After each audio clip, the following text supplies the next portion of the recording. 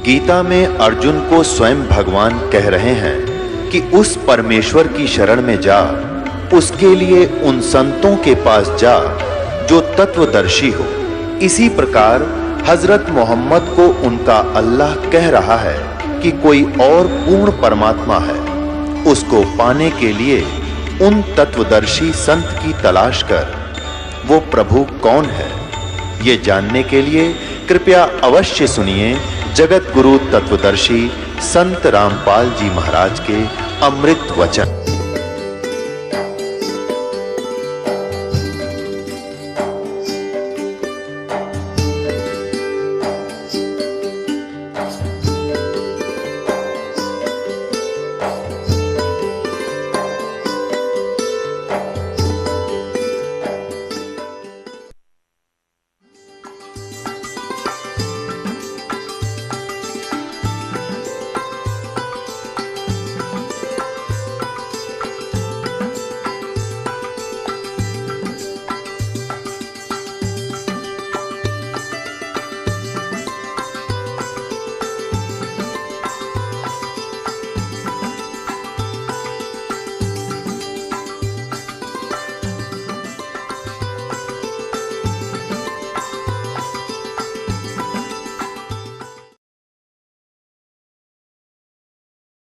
पुण्यात्माओं, ये बार बार दाव नहीं लगा करता जो आपका दाव लग रहा है। परमात्मा कहते, गरीबदास जी कहते, समझा है तो सिर दर पाऊं और भावर नहीं रे ऐसा दाव। अब ये ध्यान से उन भक्तों के विचार सुनना, आप में दृढ़ता आवेगी और आपको बहुत कुछ परमात्मा का आभास होगा। नमस्कार सर। सर साहब भगत जी।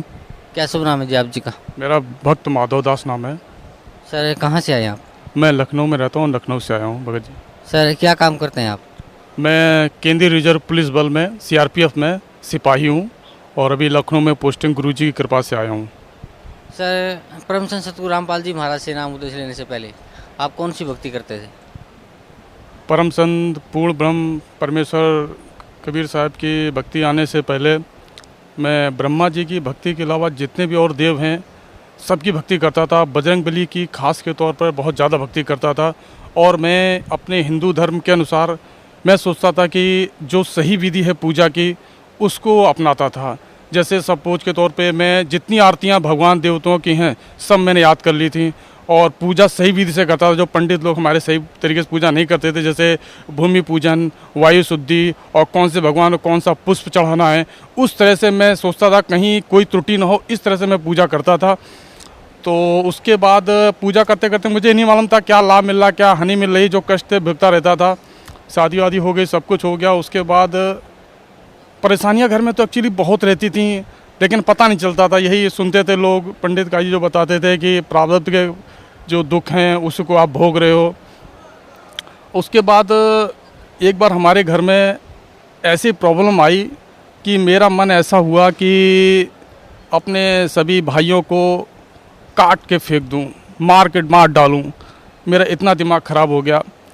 उसके मैंने जो घर बनवाया था अपने खून पसीने की कमाई से, सीआरपीएफ में जो फौजी आदमी का मेहनत का पैसा होता है, जो लगता है अगर सही उसमें जगह न मिले घर में तो बड़ा दुख होता है।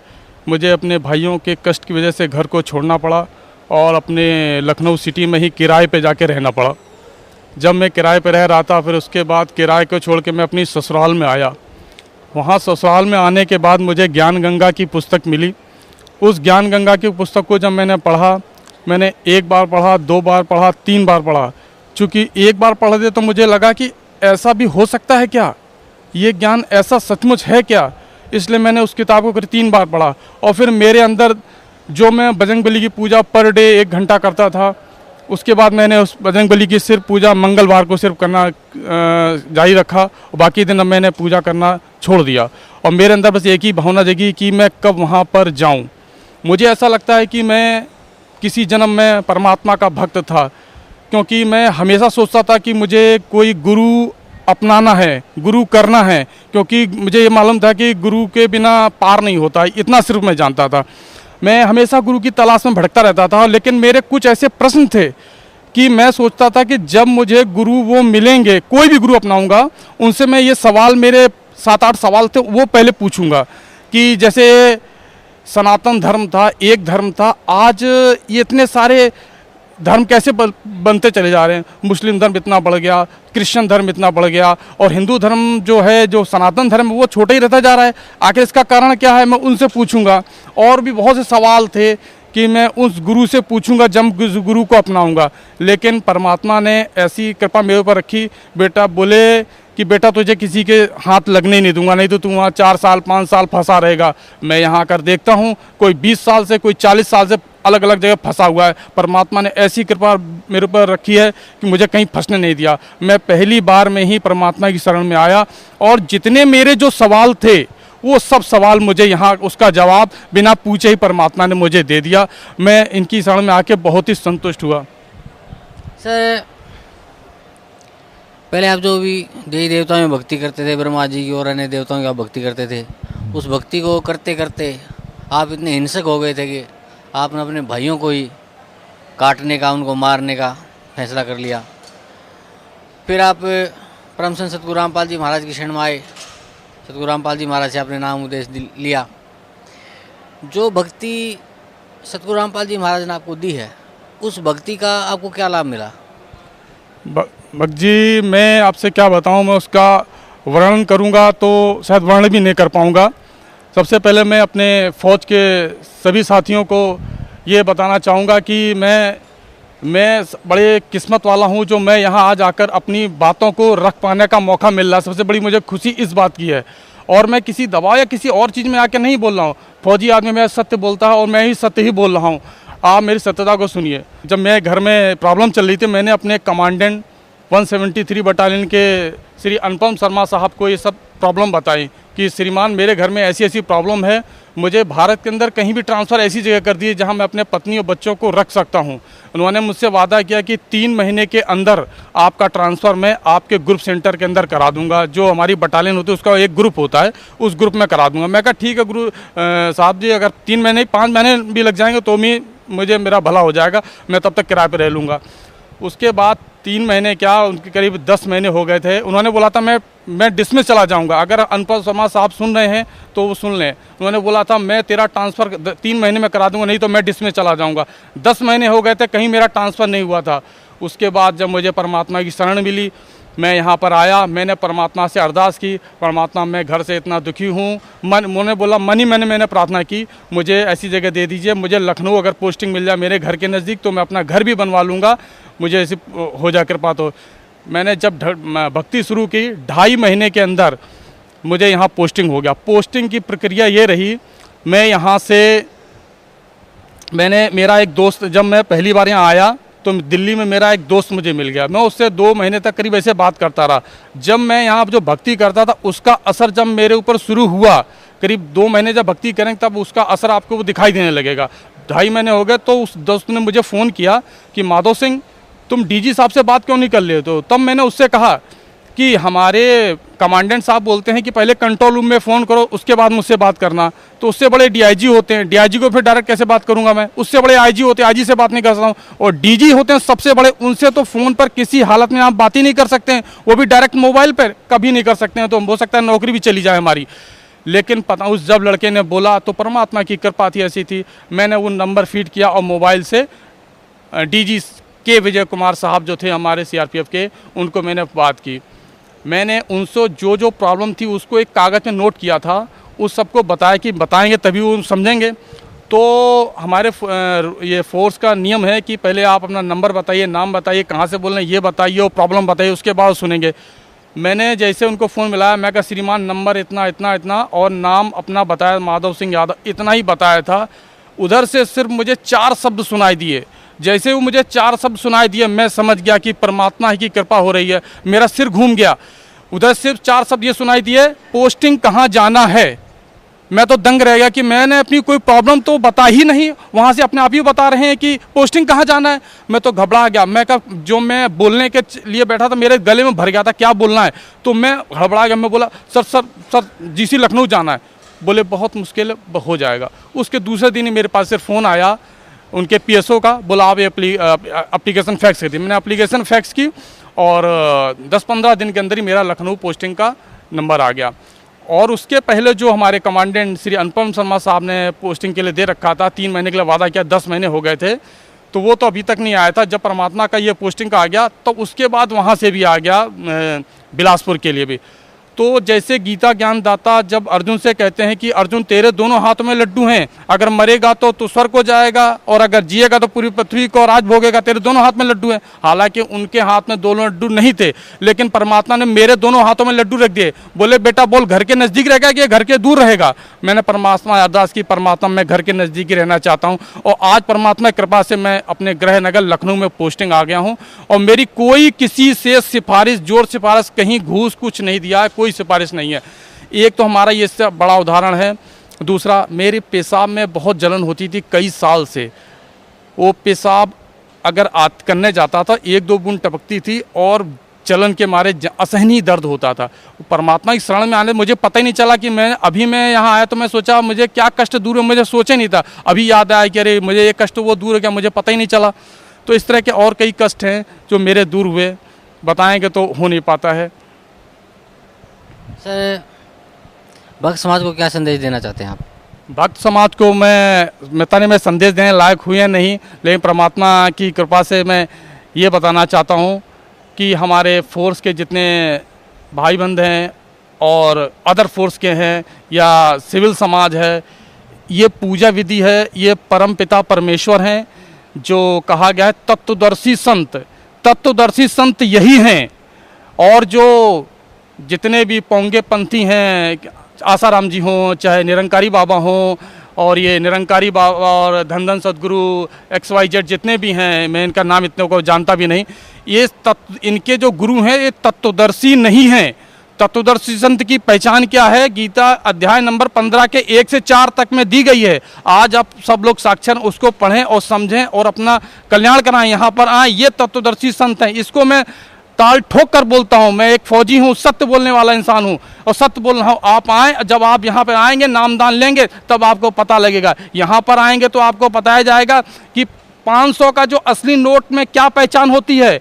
वो बताएंगे कि ये गांधी जी बने होते हैं और यहाँ पे 500 छपा होता है और यहाँ पर इधर दाएं लिखा होता है RBI की मोहर चांदी की लगी होती है। ये चीज़ आप लोग अभी 500 के जो नोट है उसको असलियत उसको नहीं जानते हैं। यहाँ पर उसको आपको असलियत बताई जाएगी। तत्व ज्ञान वो आपको यहाँ पर मिलेगा और संसार में किसी जगह वो तत्व ज्ञान नहीं है। इसलिए सर्व भक्तों से मेरी प्रार्थना है कि आएँ और अगर मेरा फ़ोन नंबर नोट कर लें 9451390192। किसी भी प्रकार की शंका होती है तो मुझसे संपर्क करें। हालांकि मैं उसके लायक नहीं हूँ शंका के लिए यहाँ पर आएँ। मैं इसलिए बता रहा हूँ ताकि आपको लगता है तो मुझसे कांटेक्ट करके पूछ सकते हैं कि मैं झूठ नहीं बोल रहा हूँ। मैं ये भक्त समाज से यही बताना चाहता हूँ कि जो तत्वदर्शी संत यहाँ पर आए हुए हैं वो यहाँ पर हैं। जिला हिसार, हरियाणा में हिसार है, बरवाला जगह का नाम है। यहीं पर आकर ही अपना कल्याण करवाएं। और संसार में ये मोक्ष मार्ग कहीं पर भी नहीं है। ये ब्रह्मा विष्णु महेश, मोहम्मद साहब, जय गुरुदेव और जितने भी बड़े बड़े संत महंत हुए हैं वो किसी के पास वो ज्ञान नहीं है। अगर मुस्लिम समाज हमारी बात को सुन रहे हैं तो वो भी सुन लें। हजरत मोहम्मद साहब का एंड कैसा हुआ था? उनसे ज़्यादा भक्ति करने वाला मुस्लिम धर्म में आज तक कोई जन्म नहीं हुआ है। लेकिन उनका एंड भी कैसा हुआ आप अपनी खुद कुरान में पढ़ के देख सकते हैं कि उनका एंड किस तरह से हुआ है। क्योंकि वो परम पिता परमेश्वर की भक्ति नहीं करते थे, वो सिर्फ काल तक ही सीमित थे। XYZ जितने भी ये धर्म है, जैन धर्म हो, क्रिश्चियन हो और जो भी XYZ, ये काल तक ही सीमित हैं। ये परम पिता परमेश्वर हैं। वो जब कलयुग 5505 वर्ष बीत जाएगा तब ही वो संत इस पृथ्वी पर आएंगे। कलयुग 5505 वर्ष बीता है 2006 में, तब ये परम पिता परमेश्वर यहाँ पर आए हैं और उन्होंने जब वो ज्ञान बताया है, खोला है 5505 में। हालांकि वो किस लिए आएंगे? क्योंकि इससे पहले जितने भी पोंगे पंथी संत महंत गणंत आचार्य शंकराचार्य मठाचार्य, उन सब का ज्ञान जो है किताबों के अंदर निहित हो चुका है और उन सब ने अपना ज्ञान को इंटरनेट पे डाल रखा है ताकि वो अपने ज्ञान को अब चेंज न कर सकें। अब चेंज करेंगे तो अब वो पकड़े जाएंगे। अब परमात्मा आए हैं, वो अपने सत्य ज्ञान को बता रहे हैं, बेटा ये असली ज्ञान है, ये था ये नकली ज्ञान है। अब संत महंत जो पहले वाले हैं वो बहुत परेशान है, दुखी हैं कि उनकी जो रोजी रोटी है वो बिगड़ती जा रही है। क्योंकि हालांकि वो गलत तरीके से रोजी रोटी कमा रहे, उनसे भी है कि अगर वो आएँ और अपना नाम यहाँ लेकर अपना भी कल्याण करवाएं, लेकिन न वो अपना नाम कल्याण करवा रहे हैं बल्कि दूसरों को और गड्ढे में डाल रहे हैं। इसलिए भक्तों से प्रार्थना है कि इन सब संत महंत गणंतों आचार्य शंकराचार्य मठाचार्य जितने भी मठाधीश हैं, इन सबको छोड़ के तत्वदर्शी संत जिला हरियाणा हिसार बरवाला में आके अपना मोक्ष करवाएं। ये हमारे जीवन का सबसे बड़ा उद्देश्य यही है। मानव शरीर इसीलिए मिलता है, नहीं तो 84 लाख योनि में चले जाओगे, पता नहीं करोड़ों वर्षों के बाद फिर मनुष्य जन्म मिलेगा। इसलिए जब मनुष्य का जन्म मिला है, पशु पक्षी भेड़ की तरह इसको मत गवाओ, जीव यहाँ आकर अपना कल्याण कराओ। गीता जी के अध्याय नंबर 18 के श्लोक नंबर 62 में लिखा है कि तू उस परम पद की शरण में चला जा जिसकी कृपा से लौटकर तू इस संसार में नहीं आएगा। तो हम इस संसार में दुखों का ये घर है। गीता के अंदर पूरा ज्ञान निहित है, सब कुछ लिखा हुआ है। आप लोग पढ़े लिखे हैं, हिंदी में गीता छपी हुई है, गीता को पढ़ो, लेकिन आपको गीता ऐसे समझ में नहीं आएगी। पहले आप यहाँ तत्वदर्शी संत से नाम उपदेश लें, तब आपको तत्व ज्ञान के बारे में थोड़ा समझाएंगे, तब आपको और ज्ञान समझ में आएगा।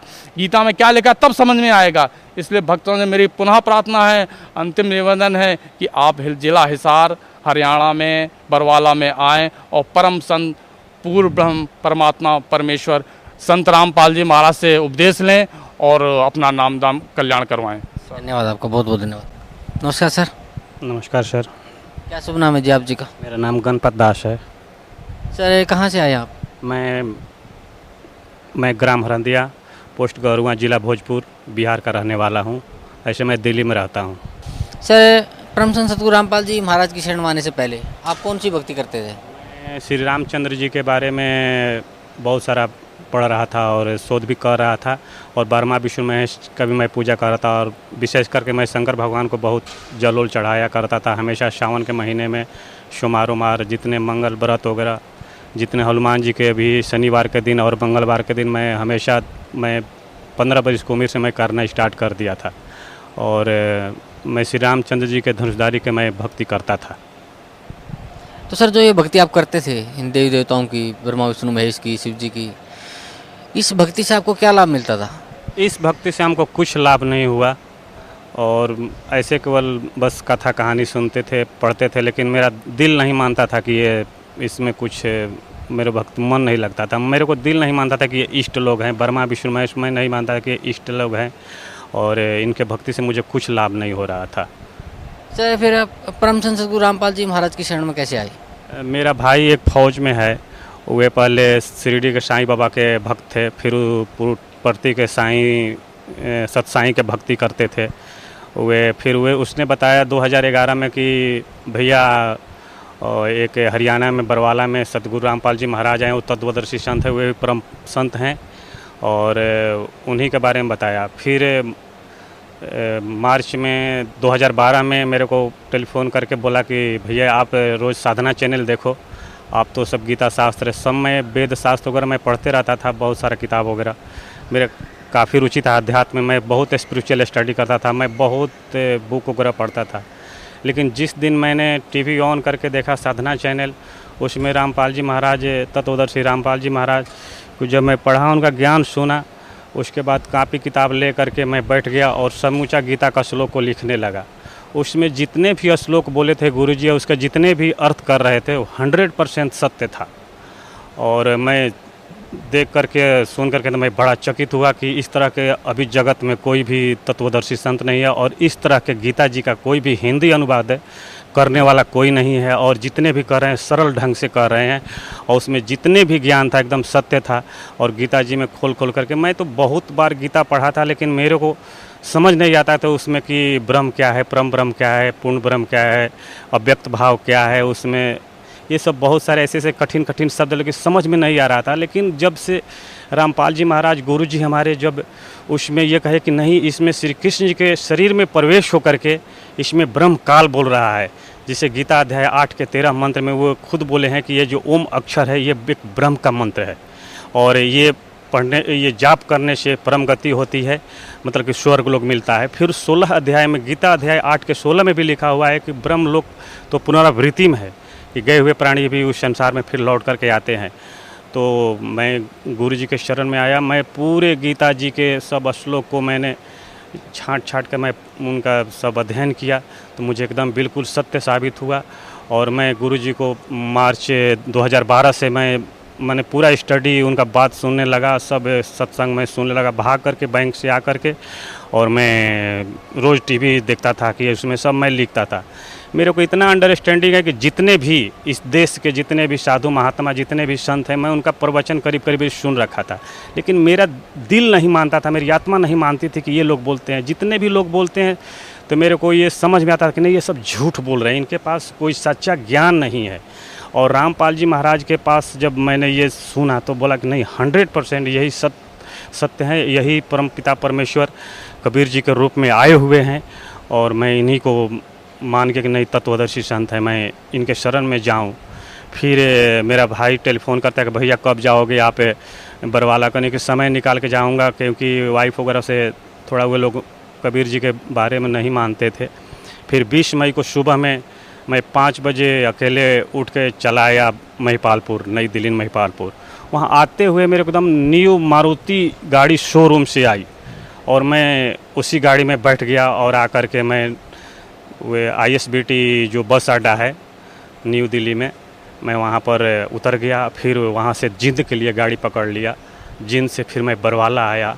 बरवाला आने के बाद में गुरुजी का गाड़ी दिखाई दिया। फिर मैं जल्दी उसमें बैठ गया। फिर आकर के गुरुजी को देखा तो मेरे को वही लगा कि परमपिता परमेश्वर सचमुच गुरुजी वही हैं जो टीवी में दिखाई दे रहे हैं, जो सत्य ज्ञान दे रहे हैं। मैं बहुत नाम दाम ले लिया।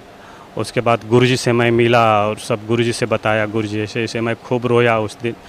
गुरुजी आपसे कोई बढ़ कर के नहीं है, यहाँ इस धरती पर या ब्रह्मांड में गुरुजी से कोई अच्छा ज्ञान देने वाला कोई नहीं है। यही तत्वदर्शी संत हैं और कबीर जी के रूप में आए हुए हैं। और तत्वदर्शी संत के बिना मिला ज्ञान को उपदेश बिना कल्याण होने वाला नहीं है मानव समाज को, मानव जाति को। सर, पहले आप जो भक्ति करते थे उससे आपको कोई लाभ नहीं मिला, उसके बाद आप परम संत सतगुरु रामपाल जी महाराज की शरण में आए और परम संत सतगुरु रामपाल जी महाराज ने आपको भक्ति दी। उस भक्ति का आपको क्या लाभ मिला? मुझे तो बहुत ये हुआ कि मेरा जो दोनों हाथ में मेरा ये फिजियोथेरेपी हो रहा था, ये सब हाथ से उठ नहीं रहा था। 2011 में ये पूरे हाथ उठ नहीं रहा था।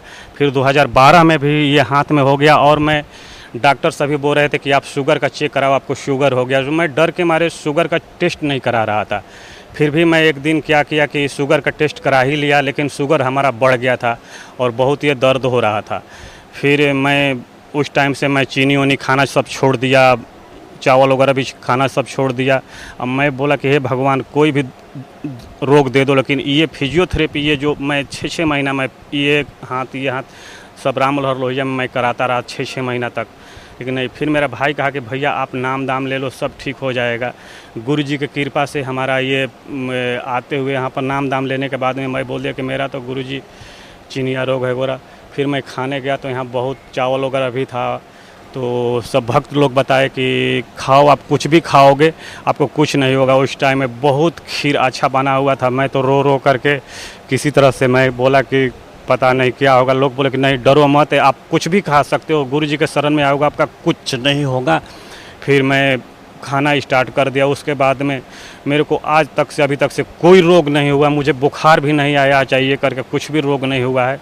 मुझे पहला नंबर तो बहुत शांति मिली है। मुझे इस स्तर का ज्ञान मिला कि मैं क्या कहूँ, इस धरती ब्रह्मांड में कोई नहीं है।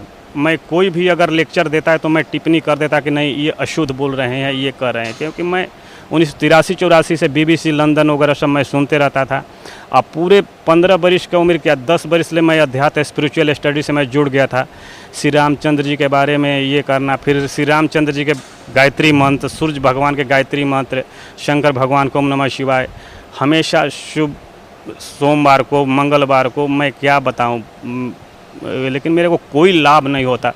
लेकिन गुरु जी के शरण में आते हुए मुझे ये प्रथम बार लाभ ये हो कि मुझे पूर्ण ज्ञान मिल गया, मुझे एकदम शांति मिल गई।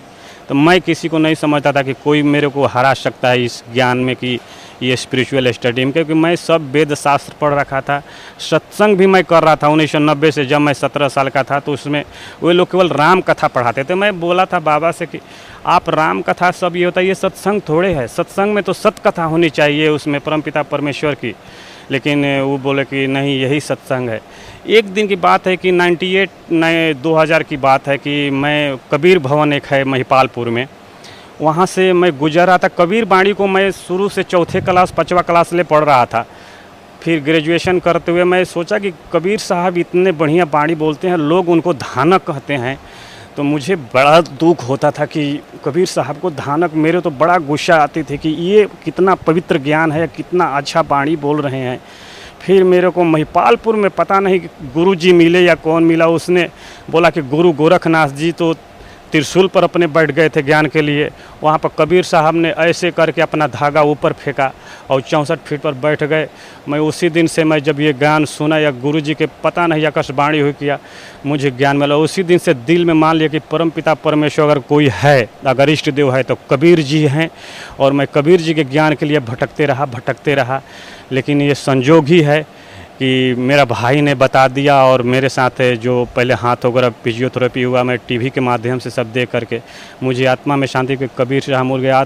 आज मैं पूरे एकदम दिल में एकदम शांति है, पवित्रता एकदम शांति है कि ना मैं कबीर जी के शरण में हूँ। और मेरी वाइफ वगैरह भी सब, बच्चे उच्चे भी सब नाम ले लिए हैं, भाई भी नाम ले लिया है। और घर में बड़ा विरोध हो रहा था, और फिर भी मैं कहा कि नहीं, परमपिता परमेश्वर हैं तो कबीर जी हैं और तत्वदर्शी संत श्री रामपाल जी आए हुए हैं। और बिना सतगुरु के कोई पार नहीं हो सकता है। जो मंत्र है ना, जो गीता अध्याय 17 के 13 में बताया गया, ओम तत् सत्य, ओम तो खुला हुआ है, तत् और सत्य सांकेतिक है जो लिखा हुआ है। हम गुरु बाणी भी पढ़ते थे, गुरु नानक जी के सब, मैं कहाँ नहीं गया, मंदिर मस्जिद ग्वारे शंकर भगवान के जितने भी मंदिर हैं, दिल्ली से लेकर के पूरे बिहार के जितने भी बड़े, मैं जगन्नाथपुरी में 8 दिन रहा हूँ, वहाँ भी मैंने वहाँ गाय के घी चढ़ाया वगैरह करके, लेकिन उतना नहीं था। लेकिन मैं बड़ा रोता था, लेकिन शांति कहीं नहीं मिलती, ज्ञान नाम की चीज़ कहीं नहीं था, जो कि बरवाला आश्रम में है। यहाँ पर जो गुरु जी पढ़ा रहे हैं, वेद दिखा रहे हैं, गीता जी पढ़ा रहे हैं, इतने स्पष्ट और सरल ढंग से हिंदी में अनुवाद कर देते हैं कि क्या कोई करेगा। उतना तो कोई विद्वान भी नहीं कर सकता, परमपिता परमेश्वर ही कर सकते हैं और दूसरा कोई नहीं कर सकता है। सर, पहले जो भी आप भक्ति करते थे तीनों देवताओं की, उससे आपको कोई लाभ नहीं मिला।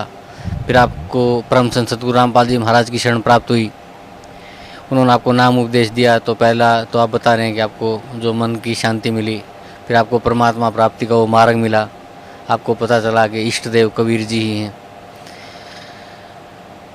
सर,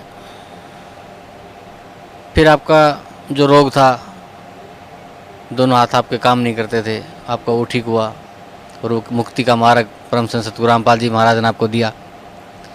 तो सर, भक्त समाज को क्या संदेश देना चाहते हैं आप?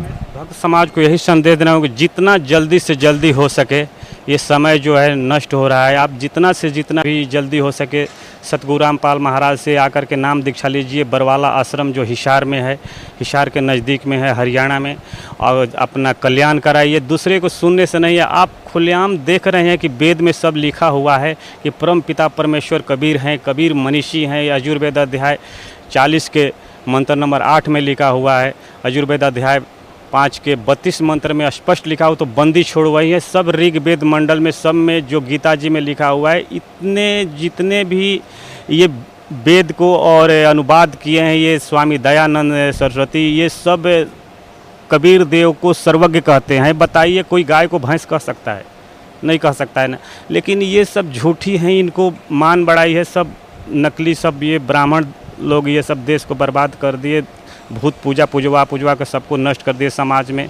ये बड़ा मेरे को बुरा लगता है। मैं समाज से कहूँगा कि जितना जल्दी हो सके, जितना से जल्दी हो सके श्री रामपाल जी महाराज के पास शरण में आइए और अपना नाम दाम लेकर के कल्याण करवाइए।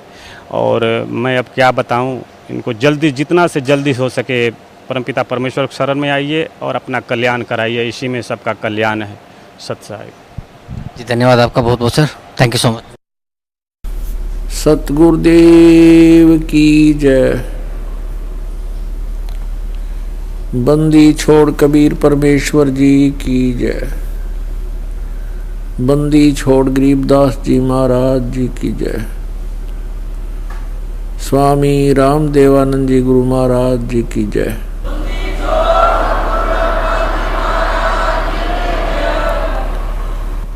गरीब नमो नमो सतपुरुष को नमस्कार गुरु की नहीं। सुर नर मुनि जन साधुआ संतों सर्वसदी नहीं। सतगुरु साहेब संत सब डंडो तुम प्रणाम। आगे पीछे मज हुए तिनको जा कुर्बान। नराकार निर्विषम काल जाल वैभंजनम निर्लेपम निज निर्गुणम अकल अनुबेशोन्दनम।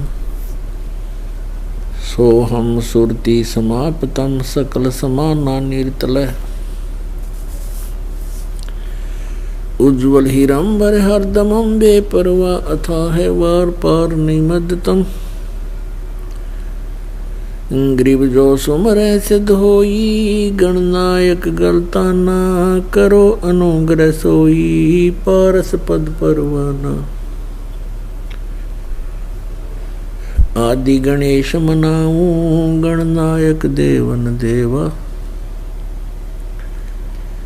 चरण कमल लो लाऊं आदंत करूं सेवा। परम शक्ति संगीतम रिद्धि सिद्धि दाता सोई। अवगत गुण अतीतम सतपुरुष निर्मोही। जगदम्बा जगदीशम मंगल रूप मुरारी। तन मन अर्पों शीसम भक्ति मुक्ति भंडारी। सुर नर मुनि जन जावे ब्रह्मा विष्णु महेशा। शेष सहस मुख गावे पूज्य आदि गणेशा। इंद्र कुबेर सरीखा वरुण धर्म राय जावे। समर्थ जीवन जी का मन इच्छा फल पावे। 33 कोटि अधारा ध्यावे शेष 88। उतर बहुजल पारा कट है यम की फांसी। 33 कोटि अधारा जावे शेष 88। उतरे बहुजल पारा कट है यम की फांसी।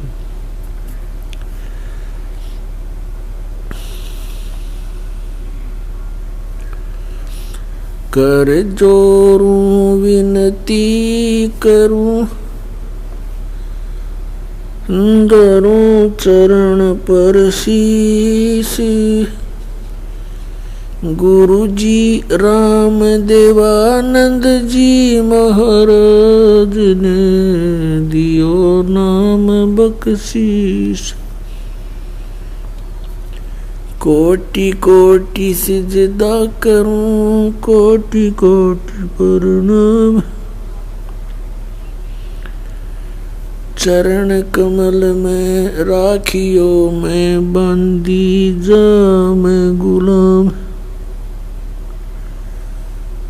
कुत्ता हूँ गुरुदेव का रामपाल दास का नाम। गले प्रेम की जेवड़ी जा खेचो वहाँ जाऊं। तो करो तो बावड़ू दूर दूर करो तो जाऊं। ज्यों राखो त्यों ही रहूं। जो देवो सो खाऊं।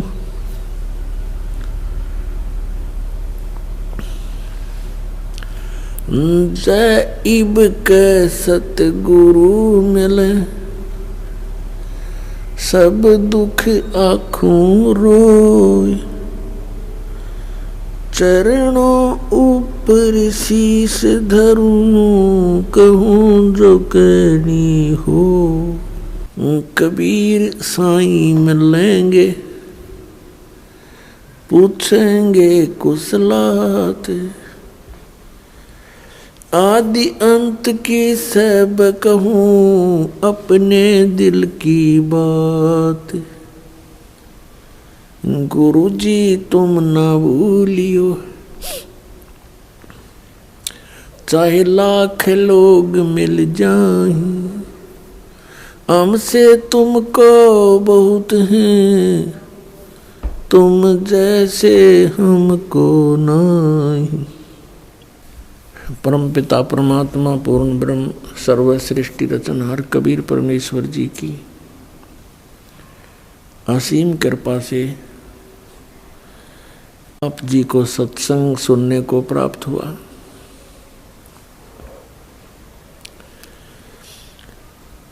परमात्मा वो पूर्ण ब्रह्म सर्व सृष्टि रचनहार हम सभी आत्माओं के पिता हैं, वही हमारी माता है। तुमेव माता च पिता तुमेव बंधु च सखा तुमेव, ये वही परमेश्वर है जिसमें ये सब गुण विद्यमान है। हमारा सच्चा साथी हमारी माता और पिता यही है। इसी कारण से वो परमेश्वर हमारे लिए यहाँ इस काल के लोक में आता है और काल हमें अधिक से अधिक कष्ट दे रहा है परमात्मा को सताने के लिए, क्योंकि हम उनकी संतान हैं। किसी की संतान दुखी होती है तो माता पिता भी साथ दुखी हुआ करते हैं, वो साथ दुखी होते हैं माता पिता। इसी उद्देश्य से परमात्मा यहाँ आते हैं और हमें इस काल के इस सुनियोजित षड्यंत्र से परिचित कराते हैं। उसके लिए हमारे को तत्व ज्ञान प्रदान करते हैं, जिसको सूक्ष्म वेद बोलते हैं। फिर हमें याद दिलाते हैं कि जिन क्रियाओं को करते करते तुम प्राण त्याग जाते हो, जिस संपत्ति को संग्रह करते करते आप अपना पूरा जीवन न्यौछावर कर देते हो, वो आपके साथ नहीं जाता। तो आपके साथ जो जाए वस्तु वो कौन सी है?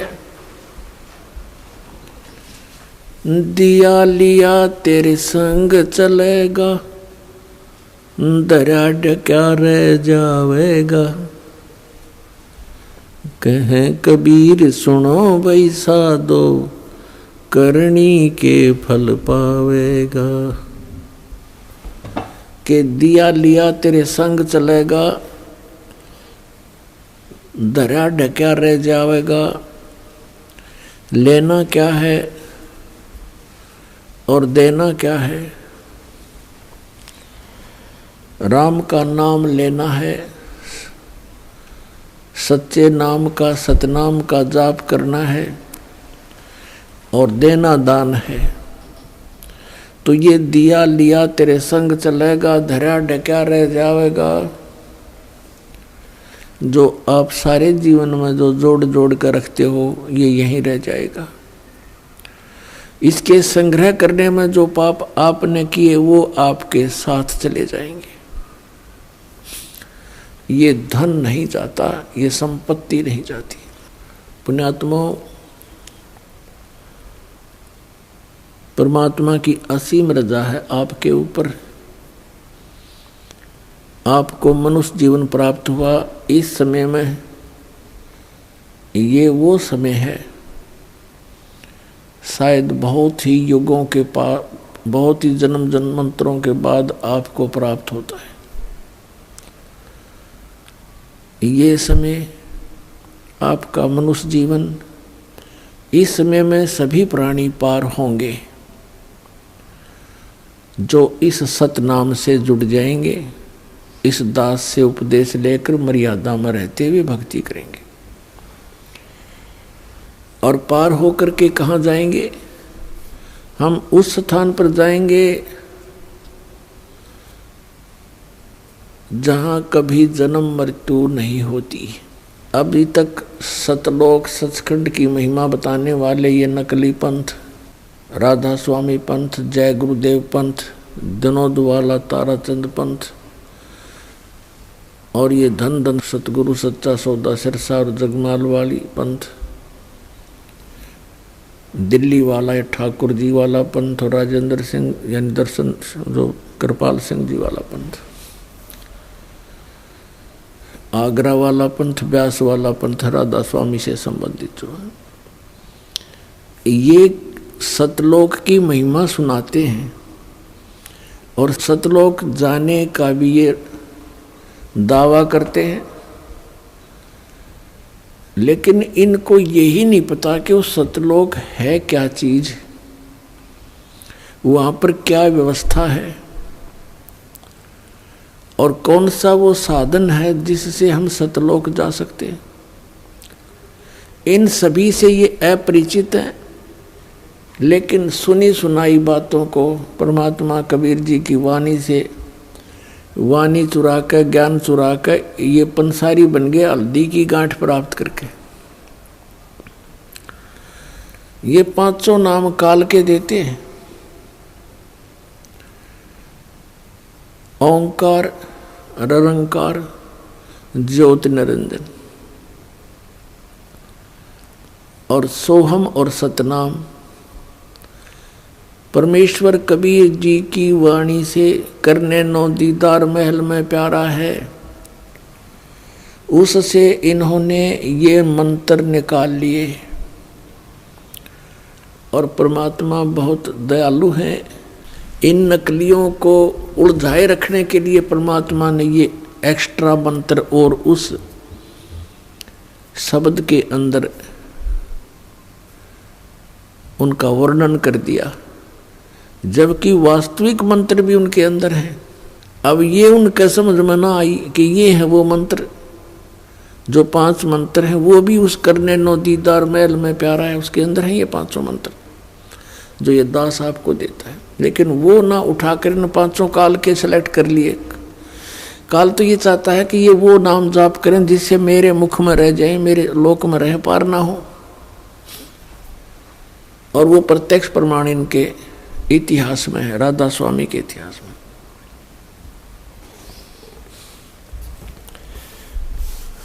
पुण्यात्मा मोक्ष होगा नाम से और पूरे गुरु से प्राप्त करके। नकली गुरुओं से भी नाम लिया हुआ काम नहीं करा जाए। यो सही नाम भी अगर कोई डुप्लीकेट संत अनअधिकारी इसका नाम जाप देता है, उपदेश देता है, तो यूजलेस है वो।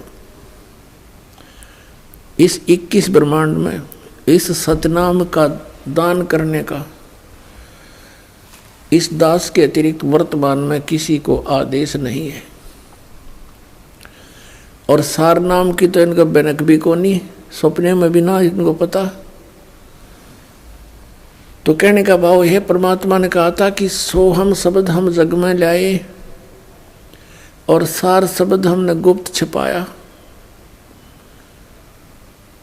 नामा छिपा ओम तारी, पीछे सोहम भेद बिचारी, सार शब्द पाया जद लोई, आवागमन बहुड़ नहीं होई। आदरणीय नामदेव जी ये छिपी जाति के अंदर बड़े महान आत्मा हुए हैं। ये पहले ओम नाम का जाप करते थे। ओम नाम के जाप से और पूर्व संस्कारों से इन्होंने मृतक गऊ को भी जिंदा कर दिया था। पत्थर की मूर्ति, ठाकुर जी की मूर्ति को दूध पिला दिया था, लेकिन मोक्ष नहीं होना था। वो दयालु परमात्मा पूर्ण ब्रह्म सत्य पुरुष कबीर साहब उनको मिले, फिर उनको सोहम मंत्र का भेद बताया कि केवल ओम नाम से बात बने नहीं भगत। कहते नामा छिपा ओम तारी, पहले ओम की तारी माने लो लगा रहा था उसमें, और पीछे सोहम भेद बिचारी। बाद में पता चला दूसरे मंत्र का। फिर कहते हैं सार शब्द पाया जद लोई, आवागमन भौर नहीं हुई। इसके बाद फिर सार नाम दिया जाता। अब आपको दिखाते हैं राधा स्वामी पंथ के वो मंत्र जो 5 काल के हैं। अपने आत्माओं दास के इस परोपकारी प्रयत्न को कृपया आलोचना ना समझे, एक महाउपकार समझे इस मानव जाति के ऊपर। जैसे सरकार ने एक बार वो डुप्लीकेट 500 के नोट, किसी व्यक्ति ने 500 के नोट डुप्लीकेट छापकर दुनिया को ठग रहा था। जब सरकार को ज्ञान हुआ तो ओरिजिनल और डुप्लीकेट दोनों के दोनों सामने दिखाए थे, टीवी पर भी, समाचार पत्रों के माध्यम से भी, और उनका भिन्नता बताई थी कि ये डुप्लीकेट ऐसा है, ओरिजिनल में ये ऐसा होता है। और कोई ये कहे कि सरकार तो आलोचना करती है, तो वो या तो भांग पी रहा होगा या उस ग्रुप का होगा जो डुप्लीकेट नोट बना के दुनिया को ठग रहे हैं। तो दास के इस प्रयत्न को या तो वो लोग ये कह सकते हैं कि ये आलोचना करते हैं जिनकी दुकानें बंद होने के कागार पर आने वाली हैं, या वो कह सकते हैं जो अनजान कति सत्संग सुनते ही नहीं।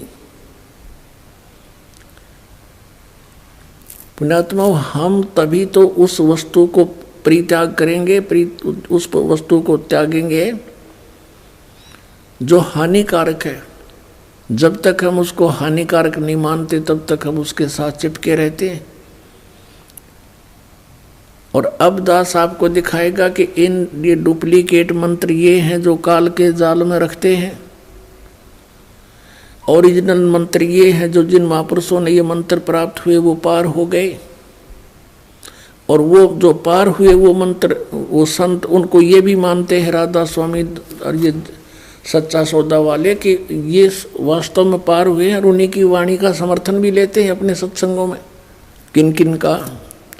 आदरणीय धर्मदास साहिब जी बांधवगढ़ वाले का, इनके प्रमाण भी लेते हैं। आदरणीय मलुकदास साहिब जी, आदरणीय नानक साहिब जी सिख धर्म के प्रवर्तक माने जाते हैं। आदरणीय दादू साहिब जी, आदरणीय गरीबदास साहिब जी गांव छुरानी, जिला झज्जर, हरियाणा, भारतवर्ष वाले। आदरणीय गीसा दास साहिब जी गांव खेखड़ा, जिला मेरठ, उत्तर प्रदेश, भारत वाले। इन महापुरुषों को ये मानते हैं कि इनको मोक्ष प्राप्त हुआ, और इनकी वाणी का समर्थन भी लेते हैं, इनका प्रमाण भी देते हैं। मूर्ख बनाने के लिए कहते हैं कि वही सतनाम नानक साहिब जी ने जाप किया, कि जैसे नानक साहिब जी ने जाप किया कि तू ही एक निरंकार, और सतनाम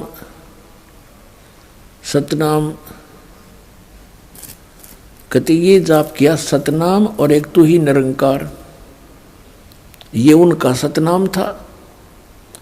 और हमारा सतनाम कौन सा है? राधा स्वामी। इन्होंने हमारा सतनाम राधा स्वामी। और फिर सतनाम सतलोक है, सतपुरुष भी सतनाम है, सचखंड भी सतनाम है, सार शब्द भी सतनाम, और फिर ये 500 नाम काल के जाप करते हैं। अब देखिए इसके विषय में जिस महापुरुष को ये ज़्यादा महत्व देते हैं, श्री तुलसीदास जी हाथरस वाले को, और उनका बहुत सा ये प्रमाण देते हैं। अब उन्होंने क्या बताया इन 5 नामों के विषय में, देखिए इन्हीं के शब्दों में घट रामायण तुलसी साहिब हाथरस वाले की, बेलबीडियर प्रिंटिंग वर्क्स इलाहाबाद से छपी है। भाग 1 सतगुरु तुलसी साहिब हाथरस वाले की रची हुई यह ग्रंथ 2 प्रमाणिक लिपियों का मिलान करके बड़ी शुद्धता से 2 भागों में पूरा छापा गया है, जीवन चरित्र सहित। ये देखो इसके 27 पृष्ठ पर, ये 27 पृष्ठ पे है। भेद पिंड और ब्रह्मांड का, अंतर गुफा तहाँ चल जाऊं, ता साहिब के दर्शन पाऊं। 500 नाम जीव जब भाखा, और 6वां नाम गुप्त कर रखा। 500 नाम काल के जानो, तब दानी मन शंका आनो। निर्गुण निराकार निर्वाणी धर्मराय यो 5 बखानी। जीव नाम निज कह बेचारी जान बूझ दानी झक मारी। 5 नाम काल के जानो तब दानी मन शंका आनो। 5 नाम जीव जो बाख्या 6वां नाम गुप्त कर रखा। अब इन 6वें नाम का पता ना। ये 5 नाम काल के रंकार ओंकार ज्योति निरंजन सोहम और सतनाम।